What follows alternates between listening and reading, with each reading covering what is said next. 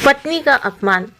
सुनो जी, वो मैं कह रही थी कि हमारा बेटा नवीन शादी के लायक हो गया है और शहर में अच्छी कंपनी में सॉफ्टवेयर इंजीनियर है। घर में कोई कमी भी नहीं है, तो क्यों ना अब कोई अच्छी सी लड़की देखकर नवीन की शादी कर दी जाए। सरला जी अपने पति श्यामलाल जी को कह रही थीं, तो श्यामलाल जी बोले कि चाहता तो मैं भी यही हूँ, पर नवीन अभी शादी नहीं करना चाहता। अरे नहीं चाहता का क्या मतलब हुआ? हम उसके माँ बाप हैं, तो क्या हमारी बात भी नहीं मानेगा? नवीन के मना करने के बाद भी उसके माता पिता उसके लिए लड़की देख रहे थे। अगले दिन अपने किसी रिश्तेदार के बताने पर श्यामलाल जी और सरला जी लड़की देखने चले गए। लड़की के घर पहुंचे तो देखा कि लड़की बहुत ही संस्कारी और समझदार है, तो उन्हें लड़की पसंद आ गई और वो उसकी कुछ फ़ोटो लेकर घर आ गए ताकि नवीन को फ़ोटो भेज सकें। अगले दिन श्यामलाल जी ने लड़की की फ़ोटो नवीन के पास भेज दी और कहा कि उन्होंने लड़की देख ली है और उन्हें तो पसंद भी आ गई है। तुझे पसंद आ जाए तो तुम भी बता दो ताकि लड़की वालों से हाँ कह दें।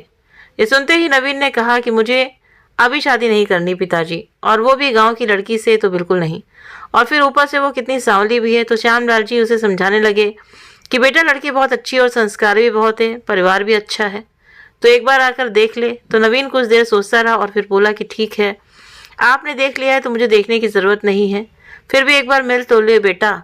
श्यामलाल जी ने कहा तो नवीन ने खुद आने से मना कर दिया और कह दिया कि आप लोग ही फाइनल कर देना। अगले दिन श्यामलाल जी रिश्ता पक्का कर देते हैं और 2 महीने बाद शादी की तारीख भी पक्की हो जाती है। समय बीता और शादी के दिन भी पास आ गए। नवीन शादी से 1 सप्ताह पहले घर आ गया था, लेकिन उसके चेहरे पर बिल्कुल भी खुशी नहीं थी। शादी के 2 दिन पहले सगाई थी। जब नवीन ने सगाई वाले दिन नमिता को देखा तो देखते ही उसको झटका लगा। उसने सोचा था कि माँ पिताजी ने लड़की देखी है तो लड़की मॉडर्न ही होगी, पर यह सांवली तो है ही, साथ ही कोई रहन सहन का भी ढंग नहीं है, बिल्कुल ही गांव की गंवार लगती है। रिश्ता देखने से पहले माँ पिताजी ने कुछ सोचा भी नहीं, बस चल दिए इस गंवार को बहू बनाने। नवीन बहुत निराश हो गया और सोचने लगा कि शादी के लिए मना कर दूं। मन ही मन बड़बड़ाने लगा कि पहले मिल लेता तो अच्छा होता। उसका मन तो नहीं था कि शादी करने का, लेकिन मना भी नहीं कर सकता था क्योंकि शादी की पूरी तैयारी हो चुकी थी। देखते ही देखते शादी का दिन आ गया और शादी भी हो गई। शादी के बाद नवीन ने नमिता की तरफ देखा भी नहीं और ना ही उससे कोई बात की। नमिता अगर नवीन से बात करने की कोशिश भी करती तो नवीन उसकी किसी बात का कोई जवाब नहीं देता था।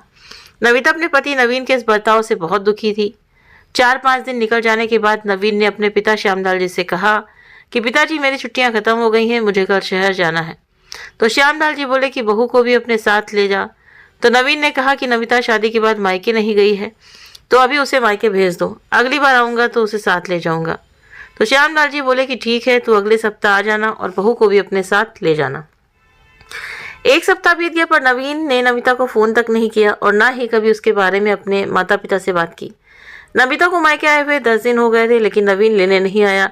तो श्यामलाल जी ने नवीन को फ़ोन किया और कहा कि बेटा अब तो आ जा और बहू को ले जा। तो नवीन बोला कि अभी उसको ऑफिस के काम से शहर के बाहर जाना है, इसलिए कुछ दिन बाद लेने आ जाऊँगा। इधर नमिता का मन बड़ा बेचैन हो रहा था। वो नवीन को फ़ोन लगाती तो नवीन फ़ोन उठाता ही नहीं, और अगर गलती से उठा भी लेता तो उसे बोल देता कि अभी मैं व्यस्त हूँ, बाद में बात करूँगा। ऐसे ही दिन बीतते गए। जब भी श्यामलाल जी बहू को ले जाने की बात करते तो नवीन कोई ना कोई बहाना बना देता। ऐसे करते करते 1 महीना बीत गया। अब श्यामलाल जी समझ चुके थे कि नवीन नमिता को अपने साथ ले जाना नहीं चाहता। एक दिन नमिता ने अपने ससुर जी से कहा कि बाबूजी, नवीन को मुझसे कोई शिकायत है क्या? वो ना तो मुझसे फ़ोन पर बात करते हैं और ना ही अब तक मुझे लेने आए। नहीं, वो ऐसी कोई बात नहीं है, बस वो थोड़ा व्यस्त है, इसलिए उसने मुझसे कहा है कि वो अगले सप्ताह तुमको लेने आ जाएगा। श्यामलाल जी ने बात को संभालते हुए कहा और तुरंत अपने कमरे में जाकर नवीन को फ़ोन किया और कहा कि तुम जल्द से जल्द घर आ जाओ और बहू को अपने साथ लेकर शहर जाओ। अब मैं कोई बहाना नहीं सुनूंगा। तो नवीन ने सोचा कि अब कब तक ऐसे ही बहाने बनाता रहूंगा, अब घर जाकर पिताजी से बात कर ही लेता हूँ कि मैं उस गंवार को शहर नहीं ले जा सकता। बस यही सोचकर नवीन गाँव आ गया। शाम को नवीन खाना खा रहा था तो उसने अपनी माँ से कहा कि माँ, कितने दिनों के बाद ऐसा गर्म और स्वादिष्ट खाना खाया है। कोई नहीं बेटा, अब तो तुझे रोज ऐसा ही गरम गरम खाना मिलेगा, बहू जो तेरे साथ शहर जाएगी। नहीं माँ, मैं नमिता को शहर नहीं ले जा सकता। तभी श्यामलाल जी वहाँ आए और बोले कि क्यों नहीं ले जा सकता? तो नवीन ने कहा कि पिताजी वो शहर के वातावरण में नहीं रह सकती। तभी श्यामलाल जी बोले कि थोड़ा धीरे बोल, बहू सुन लेगी। सुने तो सुन ले पिताजी, उसे भी तो पता चले कि उसने किससे शादी की है। इतना बोलकर नवीन उठकर अपने कमरे में चला गया। तो पीछे पीछे श्यामलाल जी भी गए और उसे समझाते हुए बोले, देख नवीन, मैंने तुझे फ़ोटो भेजी थी, तुमसे कहा भी था कि गांव आकर एक बार लड़की से मिल ले, तब तो आया नहीं। और अब ये सब बातें कर रहा है। ऐसा ही था तो तूने शादी ही क्यों की? पिताजी, मुझे पता नहीं था कि उसका रहन सहन गाँव जैसा होगा, वो शहर में नहीं रह पाएगी। तो श्यामलाल जी गुस्से से बोले, देख मैं कुछ नहीं जानता, तुझे बहू को ले जाना ही पड़ेगा, नहीं तो गांव वाले बात बनाएंगे और वो बेचारी यहाँ कब तक ऐसे ही रहेगी। मुझे इस विषय में कोई बहस नहीं करनी। नवीन ने सोचा कि पिताजी ऐसे मानने वाले नहीं हैं।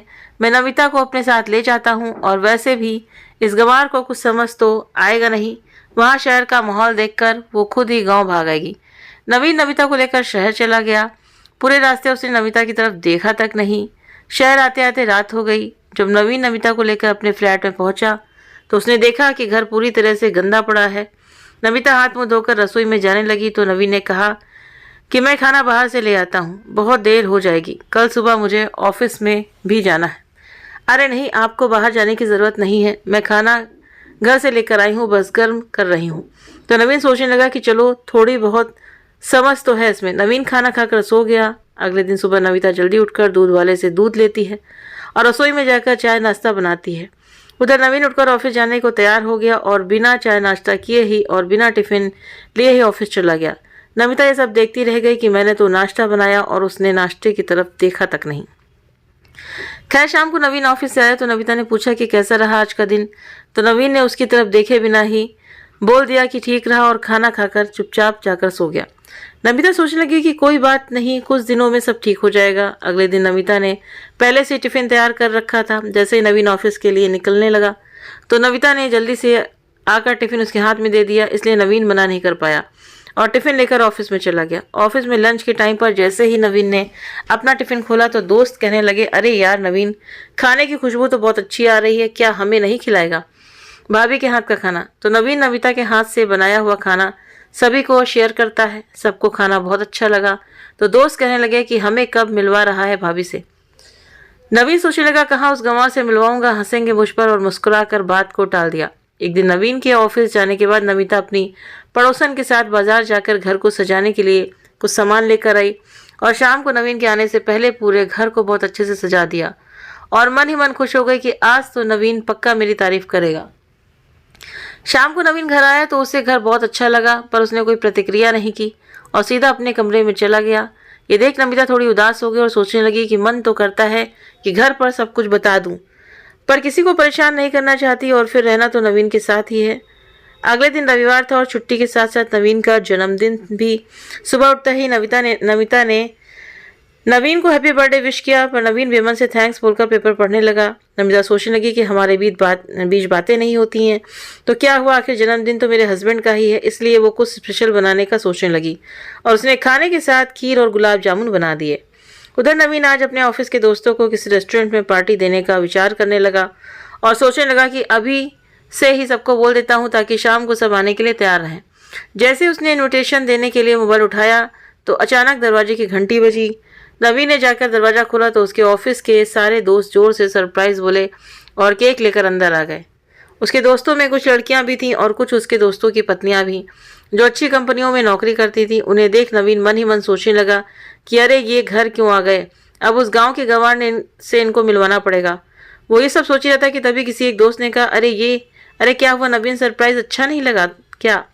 तो नवीन मुस्कुराते हुए बोला, अरे नहीं ऐसा कुछ नहीं है, वो मुझे पता नहीं था ना कि तुम लोग इस तरह से सरप्राइज दोगे, चलो आ जाओ अंदर। तो सब लोग अंदर आ गए।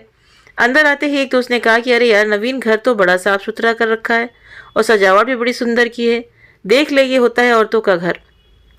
भाभी जी ने तो घर की काया पलट दी, वरना जब भी हम आते थे तो सारा सामान फैला पड़ा रहता था।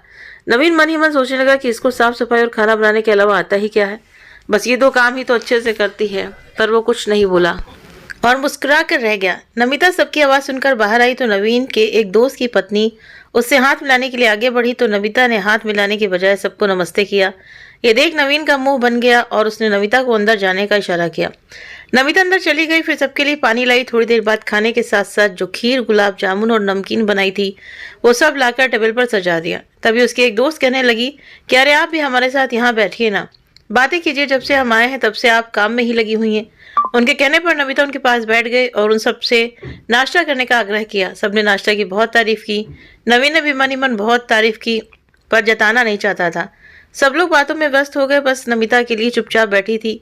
तो नवीन के एक दोस्त ने कहा, अरे भाभी जी, आप क्यों चुप बैठी हैं, आप भी तो कुछ बोलिए ना।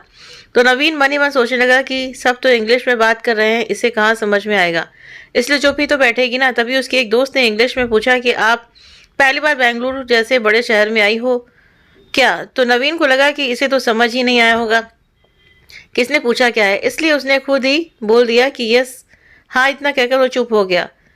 तो सब लोग उसकी तरफ तरफ आश्चर्य देखने लगे। इतने में नमिता ने सरलता से कहा कि yes, this is my first time in Bengaluru. हाँ, बेंगलुरु में पहली बार आई हूँ। जैसे ही नमिता बोलकर रुकी तो नवीन उसे बड़ी हैरानी से देखने लगा। इतने में नवीन का दोस्त बोल पड़ा, अरे वाह नवीन, भाभी जो तो तुमसे भी अच्छी इंग्लिश बोल लेती हैं। तो सब लोग जोर जोर से हंसने लगे। उसके बाद सब बाहर नवीन के बर्थडे की पार्टी करने लगे और खा पीकर सब अपने अपने घर चले गए। पर नवीन अभी भी नमिता से बात नहीं कर रहा था। उसने अंदर आकर सबसे पहले अपने पिताजी को फ़ोन किया और उनसे पूछा कि पिताजी, नमिता कितनी पढ़ी लिखी है। तो उसके पिता श्यामलाल जी बोले, तू ये सब क्यों पूछ रहा है, तूने बायोडाटा नहीं देखा था क्या। ये सुनते ही नवीन ने फ़ोन काट दिया और तुरंत अपने कमरे में जाकर उसका बायोडाटा देखने लगा, जिसमें लिखा था पीएचडी इन इंग्लिश लेक्चरर। इतने में श्यामलाल जी का फ़ोन आ गया और हंसते हुए कहने लगा, कहें कि क्यों बायोडाटा देख रहा है क्या। हाँ पिताजी, नवीन ने धीरे से कहा। तो श्यामलाल जी बोले, अरे गधे, वो तुमसे ज़्यादा पढ़ी लिखी है और तुमसे ज़्यादा कमाती भी थी। वो तो शादी के कारण उसने कॉलेज की नौकरी छोड़ दी थी। इतना कहकर श्यामलाल जी ने फ़ोन काट दिया। उस दिन पूरी रात नवीन को नींद नहीं आई। वो सुबह उठकर चाय नाश्ता कर ऑफिस चला गया, पर वो बड़ा बेचैन था। उसका ऑफिस में भी मन नहीं लग रहा था। तो शाम को जल्दी घर आ गया। रात को खाना खाते समय नवीन ने नमिता से कहा कि पिताजी कह रहे थे कि तुम शहर में नौकरी ढूंढने वाली हो। तो नमिता हंसते हुए बोली, आज बताया है क्या पिताजी ने आपसे, और वो भी 2 महीने बाद। नवीन हैरानी से नमिता की तरफ देखने लगा और बोला, नहीं नहीं, उन्होंने तो पहले ही बता दिया था, पर मैं ही भूल गया था। तो फिर कब याद आया, रात को बायोडाटा देखने के बाद। नमिता मुस्कुराते हुए बोली। तो नवीन कुछ नहीं बोला, बस चुपचाप नीचे देखने लगा। फिर धीरे से बोला, सॉरी नमिता। तो नमिता कहने लगी, अच्छा नवीन, ये बताओ कि अगर मैं पढ़ी लिखी नहीं होती तो क्या जीवन ऐसे ही चलता रहता। तो नवीन बोला, नहीं नमिता, मैं धीरे धीरे बदल रहा था, पर सब ठीक होने में समय ज़रूर लगता है। लेकिन आगे जीवन में मुझसे अगर कोई सलाह लेगा तो मैं उसे यही सलाह दूंगा कि एक बार लड़की से मिल लेना और उसका बायोडाटा ज़रूर देख लेना चाहिए। नवीन ने कहा तो नमिता भी हंसने लगी और इसी तरह हंसी खुशी के साथ अपना जीवन व्यतीत करने लगे। तो दोस्तों, आपको ये कहानी कैसी लगी कमेंट करके ज़रूर बताएं। कहानी अच्छी लगी हो तो प्लीज़ वीडियो को लाइक करें, शेयर करें और हमारे चैनल को ज़रूर से ज़रूर सब्सक्राइब करें। मिलते हैं आपसे नेक्स्ट वीडियो में नई कहानी के साथ में। Thank you.